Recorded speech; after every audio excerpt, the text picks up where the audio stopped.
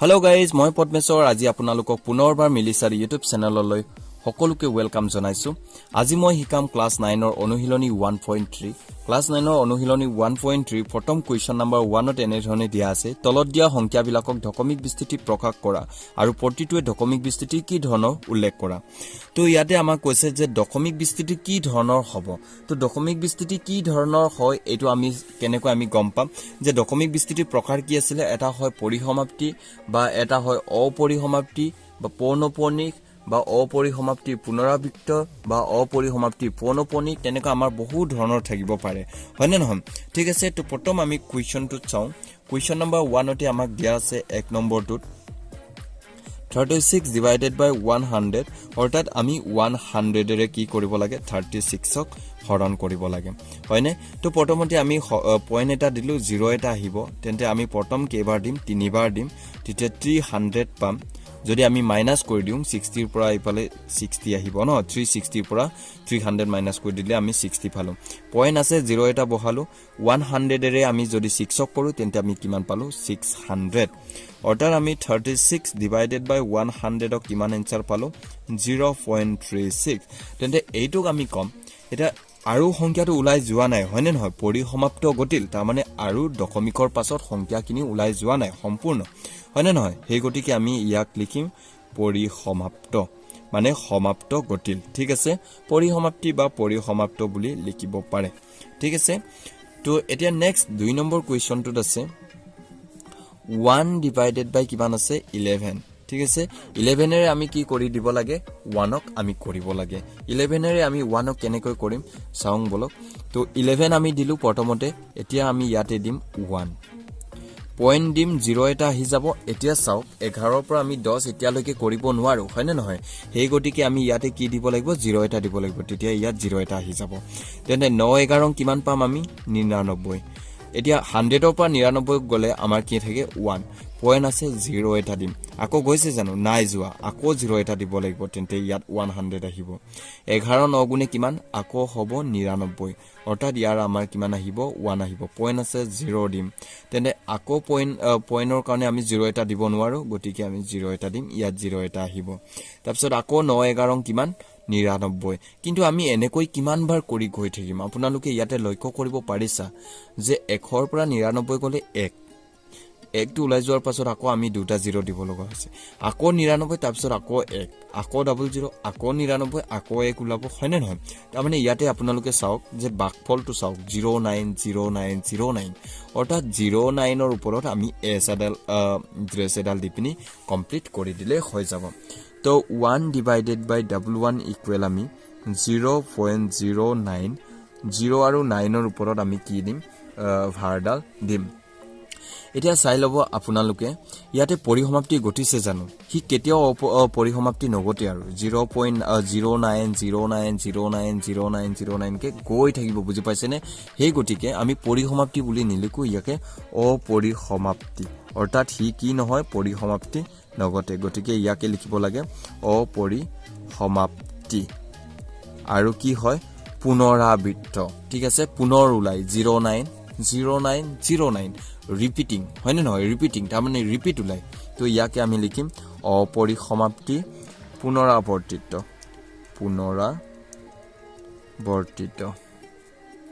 পুনৰাবৃত্ত বা পুনৰাবৰ্তিত। ঠিক আছে, তো এতিয়া নেক্সট আহিলে কুৱেশ্চন নম্বৰ 3। কুৱেশ্চন নম্বৰ 3 আমাক কিমান দিয়া আছে 4 makes 1 divided by 8 অৰ্থাৎ আমি এনেকৈ দিব পাৰো ইয়াক আকৌ আচ্ছা 32 কে কিমান 33 divided by 8 এতিয়া আমি ইয়াক হৰণ কৰি দিব লাগে 8 ৰে কা কৰিব লাগে 33 কৰিব লাগে। 8 4 গুণ কিমান 32 দিলো মাইনাস কৰিলো 1 আহিলে পইণ্ট এটা দিম 0 এটা আহিব 8 এগুণে কিমান 8 দিলো এইফালে 2 আহিব পইণ্ট আছে 0 এটা দিম 20 হৈ গল 8 দুগুণ কিমান হৈ গল 16 হ'ব 8 দুগুণে 16 20 ৰ পৰা 16 গলে 4 পইণ্ট আছে নহয় 0 এটা দিম 8 5 গুণে কিমান 40 ধুনিয়া হৈ গৈছে। এনসাৰটো 4.125 পালো। 4 makes 1 divided by 8 ৰ মানটো পাইছো আমি 4.125 অৰ্থাৎ দশমিক বিস্তৃতি কি হৈছে পৰিসমাপ্তি ঘটিছে আৰু সংখ্যা ওলোৱা নাই আৰু এনসাৰ ইমানেই তো পৰিসমাপ্তি ঘটিল। তো ইয়াতে লিখি দিব পৰিসমাপ্তি বা দশমিক বিস্তৃতি পৰিসমাপ্তি বুলি দিব পাৰে। পৰিসমাপ্তি এতিয়া নেক্সট 4 নম্বৰ কোৱেশ্চনত আহিলে আমাৰ 3 divided by 13 3 divided by 13 আমি কেনেকৈ কৰিম 13 এৰে 3 কৰিব লাগে পইণ্ট এটা দিম 0 এটা আহিব দুইটা ৰং কিমান 26 26 30 পৰা যদি আমি 26 মাইনাস কৰি দিও তেন্তে আমি কিমান পাম 30 পৰা যদি 26 মাইনাস কৰো তেন্তে আমি পাম 4 হয়নে নহয় তো পইণ্ট আছে আকৌ 0 এটা দিলো 3 13 39 39 তেন্তে 40 পৰা 39 গলে 1 পইণ্ট আছে নহয় 0 এটা দিম তেন্তে 0 1 0 ওলাই গেল আকৌ যাব জানো না যায় তো 0 এটা দিব লাগিব তেতিয়া 100 আহি যাব হয়নে নহয় তাৰপিছত নেক্সট আমাৰ কেবাৰ যাব 7 বাৰ 7 3 গুণ 21 ৰ 1 7 গুণ 7 একে 8 91 100 ৰ পৰা 91 গলে আমি কিমান পাম 9 পাম পইণ্ট আছে নহয় 0 এটা দি দিম এতিয়া যাব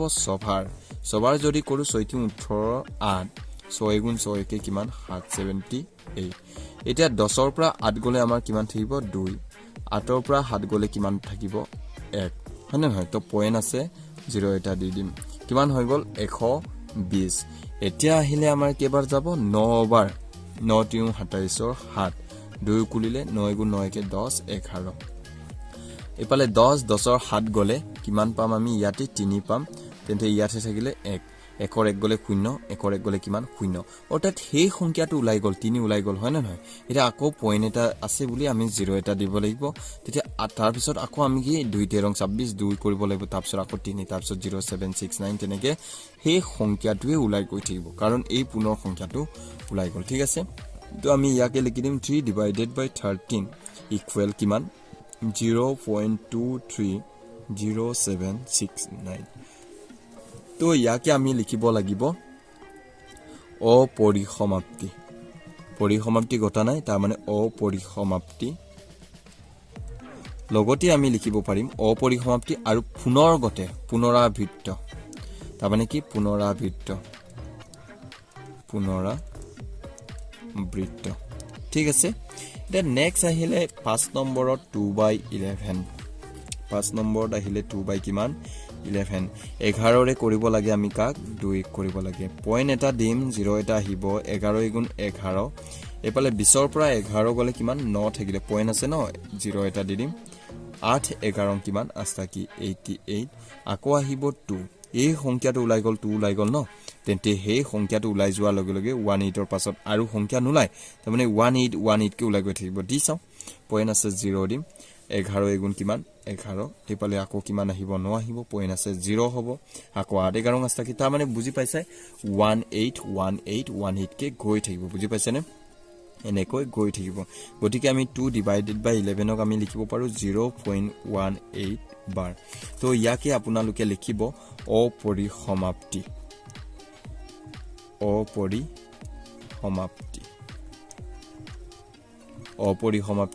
লগতে কি হ'ব অপৰিসমাপ্তিও হয়ও এটা কি হয় পুনৰ গতে তাৰ মানে পুনৰাবৃত্ত ঠিক আছে এটা নেক্সট কোৱেশ্চন আহিলে 6 নম্বৰত আমাক কিমান দি আছে 329 divided by 400 ঠিক আছে 400 ৰে আমি কি কৰিব লাগে 329 কৰিব লাগে প্ৰথমে আমি পইণ্ট এটা দিলো 0 এটা আহিলে 8 বাৰ দিলো 8 0 0 8 0 0 8 4 গুণ কিমান 32 32 অৰ্থাৎ আমি পালো 90 পইণ্ট এটা আছে 0 এটা দিলো হয়নে নহয় 9 হৈ গল তেন্তে 2 বাৰ দিলে 2 4 গুণ কিমান হ'ব 800 2 4 কিমান হ'ব 800 তেন্তে 900 ৰ পৰা যদি 800 যায় তেন্তে আমি কিমান পাম 100 হয়নে নহয় তো 100 পালো 100 টো না যায় পইণ্ট আছে নহয় 0 এটা দি দিম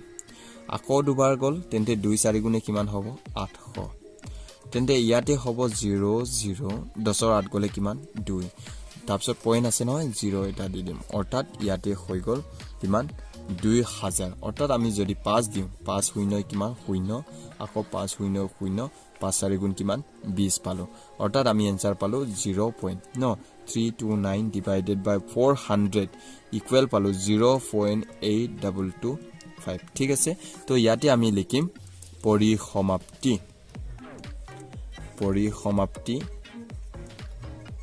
লগতে লিখিব লাগিব ইয়াকে পুনৰাবৃত্তিও নহয় বা অপৰিসমাপ্তিও নহয় হয়নে নহয় হি কি হৈ গল পৰিসমাপ্তি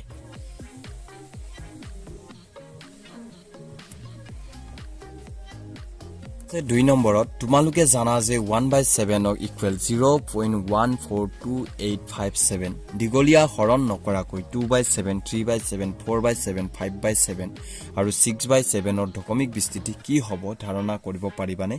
যদি পাৰিবা কেনেকৈ ইংগিত দিয়া আছে 1/7 ৰ মান উলিয়াওতে পুৱা বাক্যবোৰলৈ লক্ষ্য কৰিব কৈছে ঠিক আছে তো আমি কৰি ল'ব লাগে 1/7 ক প্ৰথমতে আমি হৰণ কৰি ল'ব লাগিব 7 এৰে আমি কাক কৰিম 1 ক কৰিম ঠিক আছে 1 পয়েন্ট এটা দিম 0 এটা আহিব 7 গুণে কিমান 7 আহিব এপালে 3 আহিলে পয়েন্ট আছে নহয় 0 7 4 গুণে কিমান 28 28 এপালে নামিব 2 পয়েন্ট আছে 0 দিম 7 দুগুণে কিমান হ'ব 14 14 তেন্তে ইয়াতে পাম আমি 20 ৰ পৰা 14 গলে কিমান 6 পয়েন্ট আছে নহয় 0 7 8 গুণ কিমান 56 56 এপালে 60 ৰ পৰা 56 গলে 4 পয়েন্ট আছে নহয় 0 এটা দিম 7 5 গুণে কিমান 35 35 তাৰপিছত আকৌ আহিলে আমাৰ 5 আহিলে পয়েন্ট আছে নহয় 0 এটা দিম 7 7 গুণে কিমান 49 49 তাৰপিছত আকৌ কিমান আহিলে 1 ওলাই গল অৰ্থাৎ a1 টো ওলাই গল হয়নে নহয় তাৰমানে 1428572 এনেকে ৰিপিট হ'ব ঠিক আছে ইয়াত দিয়া আছে একচুয়ালি এনসাৰটো 0.142857 বাৰ কিন্তু আমাক এইটো লিখি পিনি লক্ষ্য কৰিব লাগিব যে কোনটো এনসাৰ হ'ব ঠিক আছে তো আমি প্ৰথমতে লক্ষ্য কৰি দিম 1/7 ক দিয়া আছে আমাক 0.142857 ঠিক আছে নেক্সট আমি উলাব লাগে 2/7 ৰ মানটো এটা হাতেৰে 2 কোড আছে চাই লব ইয়াত কে নম্বৰ 1 2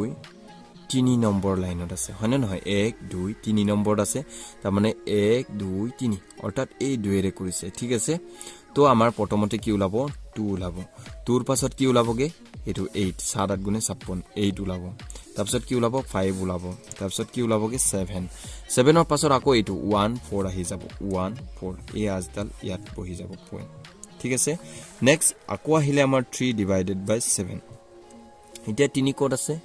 ইয়াৰ আছে 2 নম্বৰত আছে হয় না নহয় তাৰ মানে 1 2 তাৰ মানে 1 2 কৰ পৰা ষ্টাৰ্ট হৈছে 4 তো আমি 4 ৰ পৰা ষ্টাৰ্ট কৰিম তো 0.4287 লগতে কি 1 তাৰপিছত আজদাল দি দিলো হৈ গল নে এতিয়া নেক্সট আহিলে 4/7 এটা 4/7 4 কৰ পৰা ষ্টাৰ্ট হৈছে এটো 1 নম্বৰ 2 নম্বৰ 1 নম্বৰ বলে 2 নম্বৰ এটোতে 3 নম্বৰ এটোতে কিমান 4 নম্বৰ আৰু এটোতে কিমান 5 নম্বৰ তাৰ মানে 1 1 2 3 4 5 5 নম্বৰত 5 এৰে ষ্টাৰ্ট হৈছে তো 0.57 তাৰপিছত আকৌ 57 ৰ পাছত 1428 একেটাই ৰিপিট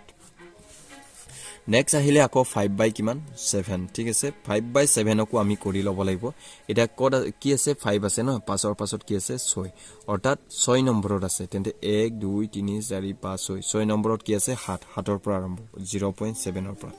7 ৰ পাছত কি আছে 14287 14287 এনেকৈ হ'ব এতিয়া নেক্সট আহিলে 5/7 ৰ পাছত 6/7 এটা ইয়াতে 6 কোড আছে 1 2 3 4 নম্বৰত কি আছে 60 আছে ঠিক আছে 6 তাৰ মানে 60 4 নম্বৰ আছে তেন্তে 1 2 3 4 4 নম্বৰত কি আছে 8 আমি কৰ পৰা ষ্টাৰ্ট কৰিম এই 8 ৰ পৰা ষ্টাৰ্ট কৰিম 1 2 3 4 4 নম্বৰত 8 আছে তো যেহেতু আমি 8 ৰ পৰা ষ্টাৰ্ট কৰিব লাগিব 0.8 তাৰপিছত কিমান হ'ব 5 7 তাৰপিছত আহিব 0.857 142 এনেকৈ আহি যাব এইটো ইয়াতে 7 এটা বেছি হৈছে ঠিক আছে তো এনেকৈ এনসারটো আমি কি কৰি দিলো নিৰ্ধাৰিত কৰি দিলো ঠিক আছে সো আজিৰ ভিডিওটো ইমানে যদি ভিডিওটো ভাল পাইছে তেন্তে লাইক কৰিব আৰু চেনেলটো সাবস্ক্ৰাইব কৰিবলৈ নাপাহৰিব সো আজিলৈ ইমান বাই বাই